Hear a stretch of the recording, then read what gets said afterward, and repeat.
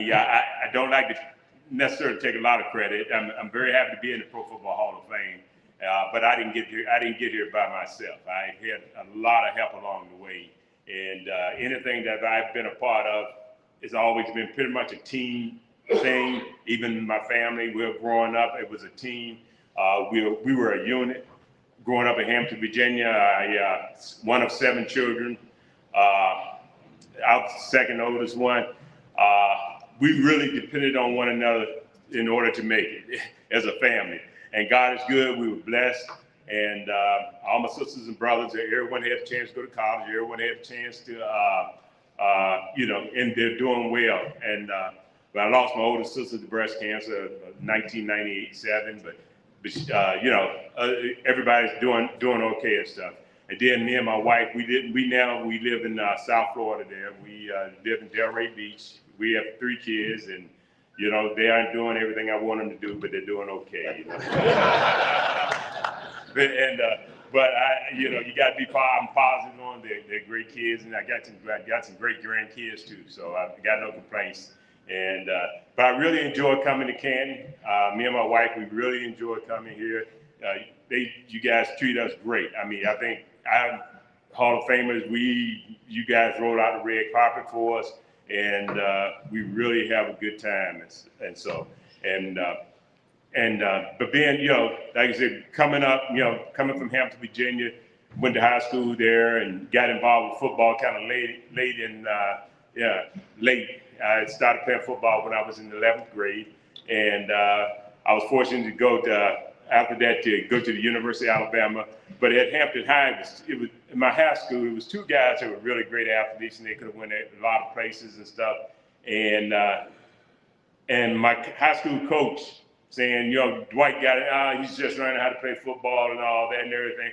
So he's a really good football player or whatever. But anyway, he was able to sell me and sell them on the idea that I could turn out to be a pretty good football player.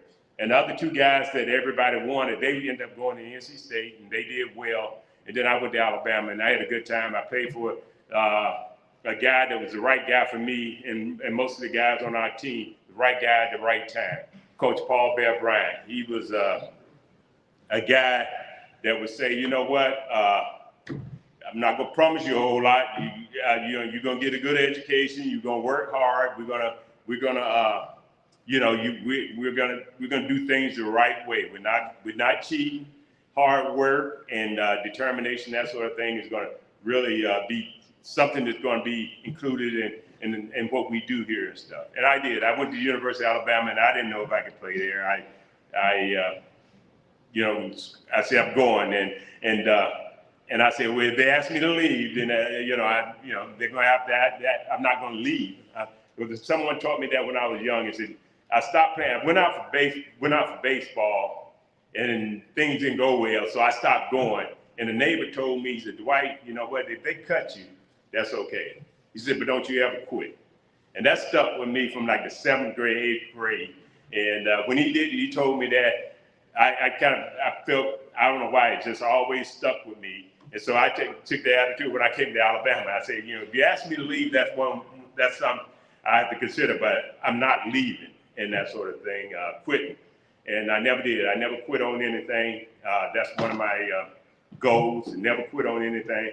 I went to the University of Alabama, played with some great guys. Coach Brian was a great guy. I can remember sitting in our first meeting there, and Coach Brian, he comes in there. He probably has 120 players or whatever and stuff, sitting in there in like a lecture like thing with people sitting up there, and I'm sitting up there. And we all freshmen, and we all scared, and we intimidated. Some of the biggest people I ever seen in my life there and stuff. And he said, comes in, he tells us what he has to say. And then at the end of the thing, he tells us before he goes out, we didn't have emails or anything like that. He said, and another thing, you guys pointed to the freshmen, said, y'all write your mamas and papas like that. And let us know that, hey, your family, you're a human being. He knows who we are. We're not just football players to him or whatever and stuff. And so I just remember that, and always that's always stuck with me too as well and stuff. So, and then in the University of Alabama playing playing there, and things went well. Played with some great guys, won some national championships, and but the most important thing was we grew up. Coach Bryant taught us things that I still carry with me today. And I was telling someone earlier how I went in his office, and I thought that he was going to make an exception. I mean, literally, because I just been voted All-American or whatever stuff like that. And they said, well, Coach Bryant's not going to do that. And I said, well, he's going to have to. I didn't say that, but I'm saying it to myself, and I'm not talking out loud. But I said, well, he's going to. I'm going to go see. And I did. I went upstairs and I knocked on his secretary's there and said, I'd like to see Coach Bryant. And he had someone in his office, but he had a rule. He said, you would not, as a player, you'll never wait longer than 2 minutes to see me. And so I did. I knocked, the secretary told him that I was outside and wanted to talk with him. He asked the lady that was in there, she was doing an interview, and I need you to step out. I got to talk to one of my players. And I went in there, and I told Coach Bryant, I said, Coach Bryant, I said, summer school is coming up, and I wanted to see if you would pay for summer school for me. He said, well, you need summer school for 2 reasons. You need it for eligibility or you need it for your education. I said, well, I need it for, I kind of said, I said, I need it for both. But he said, well, and then he knew it was, I need it for my eligibility. And then he said, well, Dwight, I'm gonna tell you, I help those who help themselves. And I'm like, okay, and I'm ready to run out the office. But anyway, I stayed there that time or whatever until he got finished. And then he said, but if you need it for your education, he said, I'll pay for it. He said, but if you can't pass 12 hours or whatever the amount is, I mean, there's a problem or something like that. I said, yes, sir, yes, sir. And I'm trying to get out of the office. And I did eventually get out there. But I tell you what, I took care of that situation right there. I paid for it myself and everything. But that never, ever happened to me again and stuff. But it was like another, again, a lesson learned. You got to help yourself and stuff. And then from there, I played for Coach Bryant, went down there to Miami, and I'm telling you that I don't know if it could have been a better head coach that was selected for me to go play for than Don Shula. I mean, him and Coach, going from Coach Bryant and his mentorship and coaching to Coach Shula, I mean, they kind of fit together like, a good match for me. I played for Coach Shula, and they were very, very similar. Things that Coach Shula taught me back then, I still carry with me today. And I think that you'll find a lot of his players say that. The Larry Littles and the Zonkers and all them, they all say the same thing. The guy, he cared about us. He was one of the most intense people I ever been around. If you are at the table having lunch with him or dinner or something, and you make a statement, you better be prepared for him to ask you, why do you say that?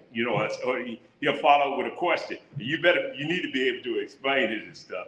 But he's just a great, great coach and a great individual, and I enjoyed him a whole lot. He's one of those guys that, as far as, I'm trying to think of a comical situation with him.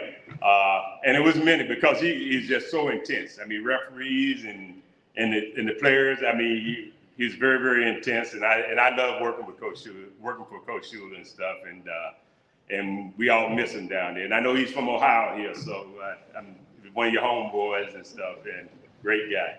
But then I'm retired from pro football, of course, and I'm in the construction business. We raised our family down in South Florida there, and we're in the construction business, but I'm 67. I tell you what, they're getting up there. I can't believe it's 67 already and stuff. And so we kind of like shift into another area and stuff and trying to let the young people take over and stuff. And but it's just really great to be here in Canton. We like I mentioned, we love it.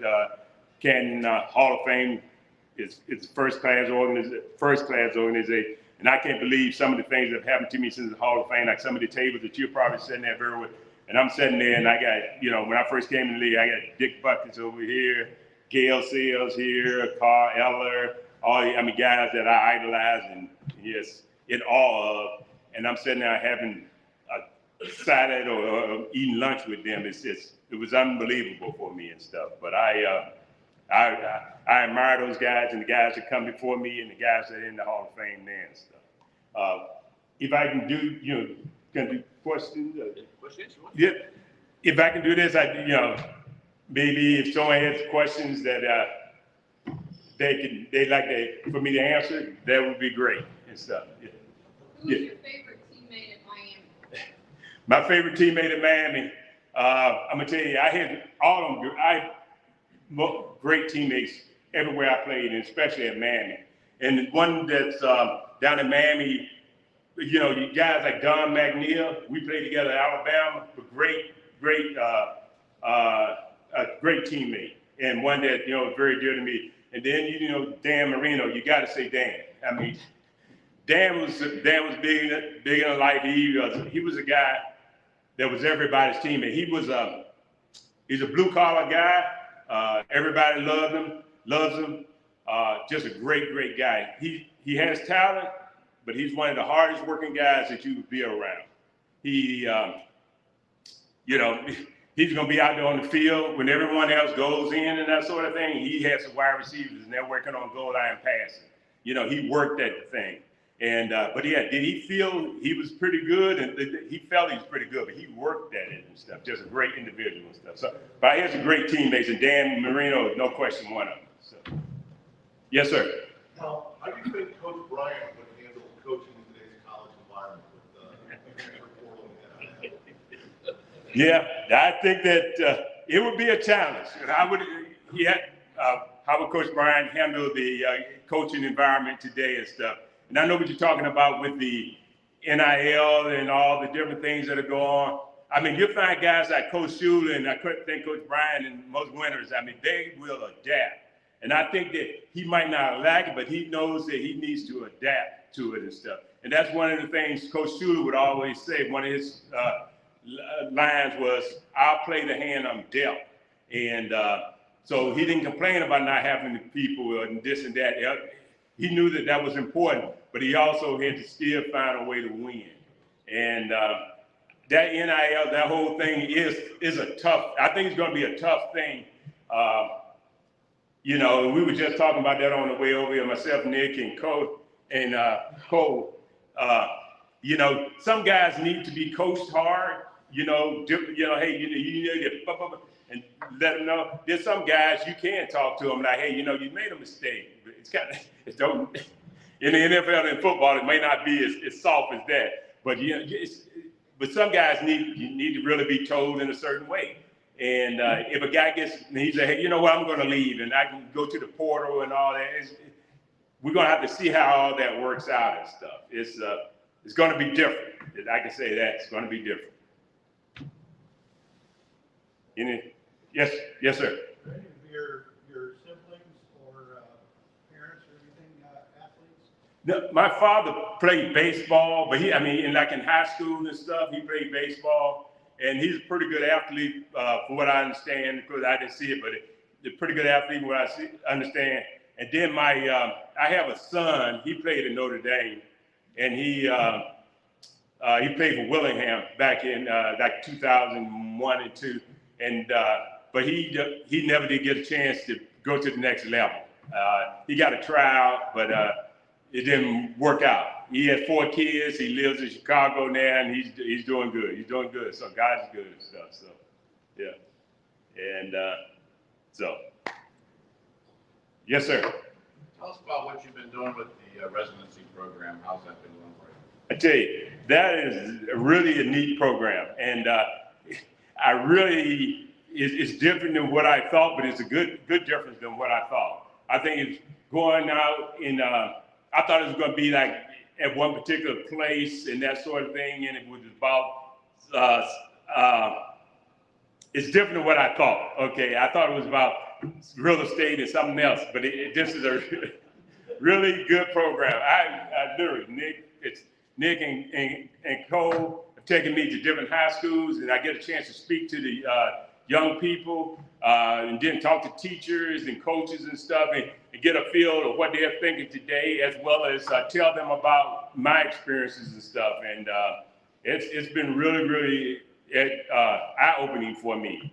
I like it a whole lot. And I met, like we just after school just now, some kids there that, they're getting ready to go off to Division I schools and stuff. One of them's going to the Air Force, and he's supposed to be a real good player and stuff like that. Other guy going to University of Miami and stuff. So you get a chance to meet some of these young people, and they have questions and whatnot. I can tell them about my experiences. And then I still have some connections to some of the universities, programs, and some of the coaches that are there. So, University of Miami, I do know some of the coaches down there and stuff. As a matter of fact, Jason Taylor, the Hall of Famer here, he's coaching down there and stuff. But he'll go down there with some good people and stuff. I just hope they win all their games except the ones against Alabama. Yeah, so. But college football is awesome, and that's doing great. I know Ohio State is ranked #1 now, and I tell you, when I first came in, you got it. When I first played, my first bowl game was '77 season, '78 Sugar Bowl. Now I'm gonna tell you, first of all, like I said, I'm in awe. I'm just playing for Coach Paul Bear-Bryant, and that's something. And then I got the coach that we're playing against is Woody Hayes, and I'm like, how did this happen to me? I mean, this is awesome. 2 legendary coaches at the same game. It was just awesome, and that was a great experience for me. And then the next year, it was Coach Brian and Joe Paterno, and I'm like, man, this is something that, And then my third year, my senior year, it was Arkansas head coach, not Frank, Lou Holtz. And I'm like, man, coaching royalty all over. It was a great experience for me and stuff. And in Ohio State, we have great respect for them. I'm telling you that they, when I was coming up, if I would have had a chance to go to Ohio State, that would have been my first choice. We had a gentleman from our neighborhood that went to school there, Teddy Powell. He played backup tight end and that sort of thing. But he was like our hero. So, but we know about the great rivalry there and stuff with Ohio State and the other school up north. What's it? And I don't want to offend anybody up here. Let me stay out of there. I'm telling you, I just think it's funny. The rivalries are funny and stuff. And like our big rivalry is Auburn, so And I never heard Coach Brian say anything bad about a school or anything. And he'll say something, and he always said, "Don't give him any more energy or anything else to get excited about, right?" So, but when it came to Auburn, it was a little different. The news reporter said, "Coach Brian, is it true that you call Auburn a cow college?" And Coach Brian in his old voice, he said, "Yeah, I call them cow college, and I still think they are." You know what I mean? And just those things just edged that rivalry on and stuff, and it was a great experience and stuff. And I appreciate it. I don't want to take too much time. You might have one more question, anything? Yes, sir. Glad to see you. Glad you're here. Yeah, thank you. You played against a lot of great players. Yeah. You played for Miami, but who's probably the toughest, or maybe more than one, that you played against in your career? I would say, like you mentioned, the toughest players that I played against, I a lot of tough guys. But I'm telling you, it was 2 that kind of stuck out. It's just the great player. And you have to say Joe Flacco from the New York Jets. I mean, he was just unbelievably strong player, quick, strong, and smart, and a really good guy. He was not a vicious guy on the field. Like, I've never really seen him pick the quarterback up and drill him in the ground or anything like that.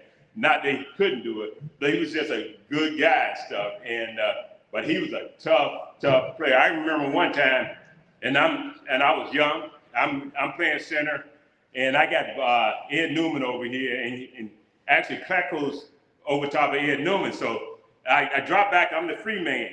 So I got Joe, and I know where I'm going. I just want to make sure nobody else needs help. And then I'm gonna get Joe, right? And so when he does that, and I go down, boom, and I hit Joe, I think I'm put him on the ground, and he didn't. But sometimes when he grabbed me, and all of a sudden I'm going back like this, and I'm like, throw the ball, And Marino did get it off, but it was like, man, Joe Flacco was quite a load. And then I have to say, probably Howie Long. Howie did everything well. He was smart, quick, athlete. He could run. He could do it all. you can really get them off balance. Some guys, you know, you get them one way and you can get them off balance. Howard could do a lot of good things and stuff, and a good guy too. He's a good guy, and good to see him doing well. You know, continue to do well and stuff.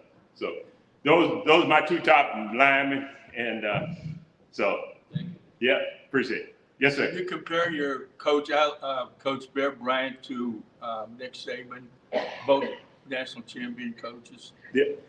I think they're very similar. I think that Nick is 2020, you know, this era. Coach Bryant was back then. I don't know if some of the things that we did back then, they would allow today in this era. I'm gonna tell you, we work at the university. We work, and you know, I'm gonna tell you, we did. We depended. He made it so we depended on one another. Cause I'm telling you, it was out there, and you hear guys say, I hear guys say, "Lord, I'm ready to go. Come take me." I'm telling you, we work, and but it was a great experience. Once now, you know, everybody know John Hanna, the great John Hanna, and I'm one a quote he said he wouldn't trade the experience for $1 million playing for Coach Bryant. He said, I wouldn't do it again for $1 million. I thought that was a great way to explain it. And but I'm telling you, now we all became better people because of Coach Bryant, and we paid the price. And just a great individual. And I'm glad I'm telling you that we're still very close as a football team. The guys that I played with, the offensive linemen and the team, we're still very close and stuff. And we cherish those times that we had there with Coach Bryant.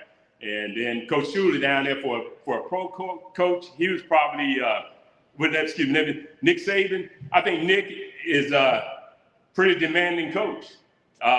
Smart coach. He's not just wielding power. I think he wields his power when it needs to be. I just saw something on today. I thought it was a great example of something like Coach Bryant would do. He said that it was one of the kids, and he missed the meeting some kind of way. I don't know how you do that. And he was late, so he decided not to go in there. It was better not to go in that meeting late than to go in there and then to miss it altogether, and maybe they didn't miss him, right? So here it is, I guess just before the game, now it's game time, and the guy said that Nick Saban didn't say anything to him all that day, all that morning, or whatever stuff, and then it came to game time, at the pregame meal or whatever stuff. Nick came up to him and said, you know, I know, you know, you're gonna have to sit on the sideline today. You're gonna be like a cheerleader. He told the kids, you're gonna be like a cheerleader, okay? And said, you know, you missed the meeting, and you know, you got to pay. You're gonna pay the price of that, whatever stuff. And then he walked off, and then he walked off from him. Then he came back and he said, you know why I'm upset, and the real reason you're getting punished. He said, because you didn't own up to your responsibility. You didn't accept your responsibility there. He said, if you would have told me that you missed the meeting, that would have been better or something like that, or he might not even suspended him for the game. He said, but you tried to hide it. You didn't own up to your, to your mistake or whatever. Those are the kind of things and life lessons and stuff. We all going to mess up. We all going to do something that's not that good and not that smart. If you own up to it, I think that's the best thing to do and stuff. And that's kind of what Nick was teaching him. That's what I got from him. And those are the kind of things that Coach Bryant taught us. And that was the Coach Schuler's taught. Those guys have made good people. I feel great coaches have made good people. And I'm not going to say we're the best of the best of the best, but I do think they a big influence on us turning out to be good people. So, if there's one more question, then I'll let you get on. Yes, sir. Do you follow the current Dolphin situation? I do. And it's classified. No,